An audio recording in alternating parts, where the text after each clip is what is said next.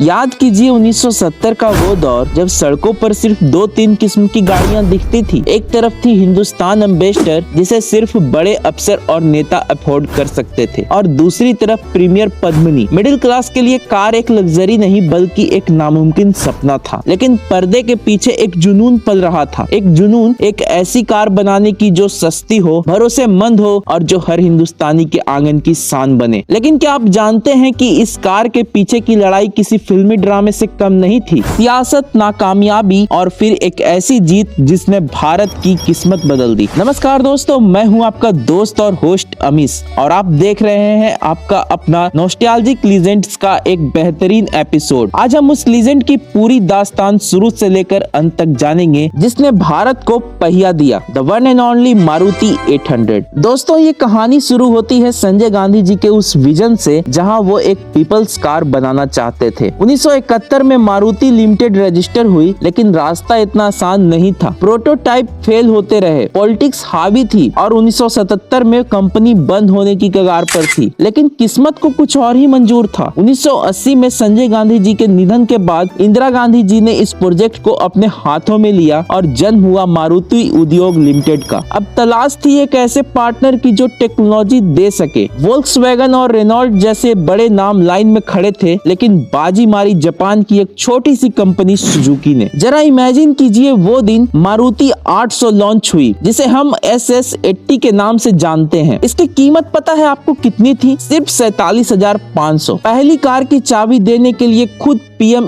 इंदिरा गांधी आई थी। लक्की ड्रॉ निकाला गया था और किस्मत चमकी मिस्टर हरपाल सिंह जी की। जब उन्होंने अपनी व्हाइट मारुति 800 की चाबी ली तो उन्हें भी नहीं पता था कि वो एक ऐसी क्रांति का चेहरा बन गए हैं जो अगले 30 सालों तक रुकने वाली नहीं है। लोगों के लिए ये कार किसी स्पेसशिप से कम नहीं थी। Disc brake, floor mounted gears और एक ऐसा इंजन जो ठंड में एक सिंगल सेल्फ से स्टार्ट हो जाता था। ये सब इंडिया के लिए बिल्कुल नया था। दोस्तों, 1983 से 1990 तक का समय मारुति के लिए एक गोल्डन पीरियड था। लेकिन जैसे ही 90 का दशक शुरू हुआ, मारुति 800 सिर्फ एक कार नहीं रही, वो पॉलिटिक्स का अखाड़ा बन गई। सरकार और सुजुकी के बीच एक साइलेंट वॉर शुरू हो चुकी थी। मारुति उद्योग में 50% हिस्सा इंडियन गवर्नमेंट का था और 50% सुजुकी का। जब भी कोई नया मॉडल लॉन्च करना होता था या टेक्नोलॉजी अपग्रेड करनी होती थी, सरकारी बाबुओं की परमिशन लेनी पड़ती थी। क्या आप जानते हैं कई बार बोर्ड्स मीटिंग में सिर्फ इस बात पर घंटों बहस होती थी कि कार का रंग बदला जाए या नहीं बदला जाए। इस पॉलिटिकल इंटरफेरेंस ने मारुति की रफ्तार को रोकनी शुरू कर दी थी। सरकार चाहती थी कि कंट्रोल उनके हाथ में रहे, जबकि सुजुकी चाहती थी कि वो इसे एक वर्ल्ड क्लास कंपनी बनाए। अब कहानी में आता है एक बड़ा ट्विस्ट। 1997 में एक ऐसा मौका आया जब मारुति बंद होने की कगार पर पहुंच गई थी। ये वो साल था जब सरकार और सुजुकी के बीच में सरकार वैसे सुजुकी की लड़ाई खुले आम कोर्ट में पहुंच गई। उस वक्त के इंडस्ट्री मिनिस्टर और सुजुकी के चीफ ओसामू सुजुकी के बीच ईगो क्लैश इतना बढ़ गया कि चेयरमैन की कुर्सी के लिए जंग छिड़ गई थी। सुजुकी ने इंडियन गवर्नमेंट पर केस कर दिया। सोचिए, देश की सबसे बड़ी कार कंपनी के मालिक आपस में ही लड़ रहे थे। इसका असर 800 पर पड़ा। जहां दुनिया नए मॉडल्स, नए डिजाइन्स ला रही थी, वहां मारुति के लोग कोर्ट कचहरी के चक्कर काट रहे थे। इसी बीच मारुति 800 के अंदर इंटरनल स्ट्राइक शुरू हुई। वर्कर्स की मांगे, यूनियन की दबाव और गुड़गांव प्लांट का लॉकडाउन, ये सब वो दौर था जब लोग कहने लगे थे कि शायद अब मारुति खत्म हो जाएगी। जब घर में लड़ाई हो तो बाहर वाले फायदा उठाते ही हैं। 1998 का साल मारुति 800 के लिए सबसे बड़ा खतरा लेकर आया। साउथ कोरिया से आई हुंडई ने अपनी सेंट्रो उतारी और रतन टाटा जी ने अपना ड्रीम प्रोजेक्ट टाटा इंडिगा को लॉन्च किया। अब मारुति 800 अकेले नहीं थी मार्केट में। सेंट्रो में सबसे ज्यादा स्पेस था और इंडिका में सबसे ज्यादा पावर। 800 जो अब तक राजा थी, अब वो पुरानी लगने लगी थी। लेकिन फिर भी 800 के पास एक ही हथियार था जो किसी के पास नहीं था, वो था भरोसा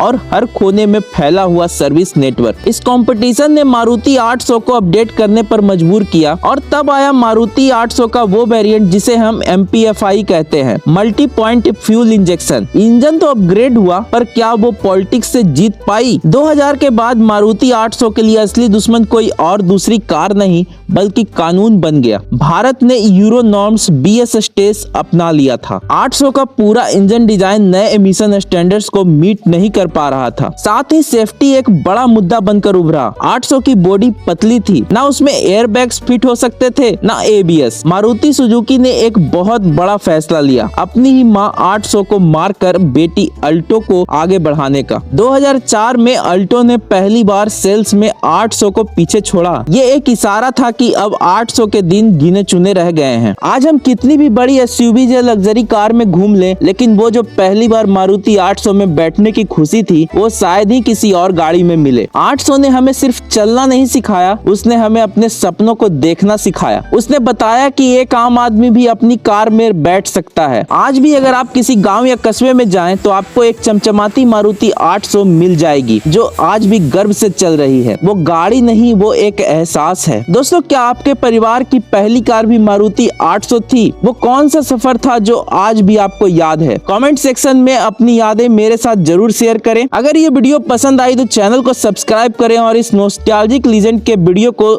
एक लाइक जरूर कर दें। मैं हूं आपका दोस्त अमीश राज, मिलूंगा आपसे अगले एपिसोड में किसी और लीजेंड की कहानी को लेकर। तब तक के लिए ड्राइव सेफ, याद रखिए पुरानी यादें कभी भी पुरानी नहीं होती। जय हिंद।